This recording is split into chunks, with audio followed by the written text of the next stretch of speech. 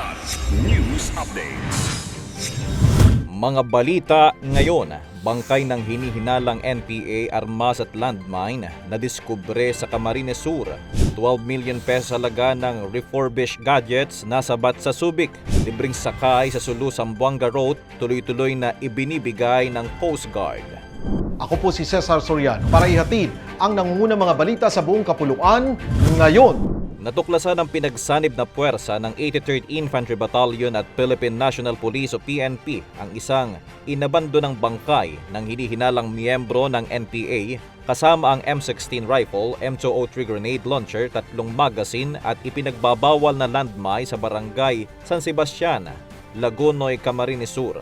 Ayon sa militar, iniwan umano ang rebelde ng kanyang mga kasamahan matapos ang engkwentro. Ang operasyon ay bahagi ng tuloy-tuloy na clearing efforts kasunod ng madugong sagupaan noong Desyembre 23, 2025 sa barangay Buradod, Lagonoy na ikinasawi ng 5 NPA. Nauna nang nasamsam noong Enero 29 sa barangay Gibahoy ang 13 matataas na kalibreng armas kabilang M60 machine gun at 12 M16 rifles na pinaniniwala ang pag-aari ng nalalabing Bicol Regional Party Committee.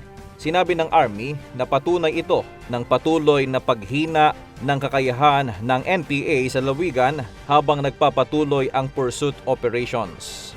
Tinatayang higit 12 million pesos halaga ng mga cellphone at laptop ang nasabat ng PNP CIDG sa isang warehouse sa Subic Freeport hapon nitong Huwebes, Pebrero 5. Dito umano nire-refurbish ang 65 piraso ng sirang cellphone at 2,400 piraso ng laptop mula sa ibang bansa bago ibenta ng mahal sa Pilipinas. Ayon sa PNP CIDG Region 3 Regional Chief Colonel Grant Galod, hindi otorisado ng National Telecommunications Commission ang pagbebenta at operasyon ng mga nasabing gadget. Naaresto ang 5 tauhan ng warehouse habang hindi naabutan ang umano'y Chinese national na may-ari nito. Naharap sila sa paglabag sa Consumer Act, Unfair Competition at Tax Code ng BIR.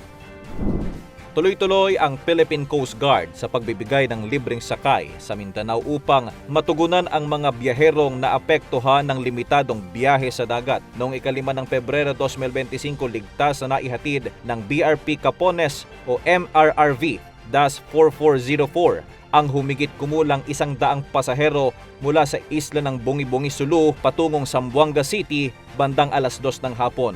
Isinagawa ang inisyatibo kasunod ng suspensyon ng mga paglalayag dulot ng masamang panahon at sa limitadong operasyon ng mga pampasaherong barko sa naturang ruta. Ayon sa PCG, ang libreng sakay ay alinsunod sa direktiba ni Department of Transportation Acting Secretary Giovanni Lopez upang matulungan ang mga pasaherong nangangailangan ng karagdagang transportasyon at matiyak ang kanilang ligtas na biyahe. Para sa Kidlat News Channel, ito si JP Adaw, nag-uulat.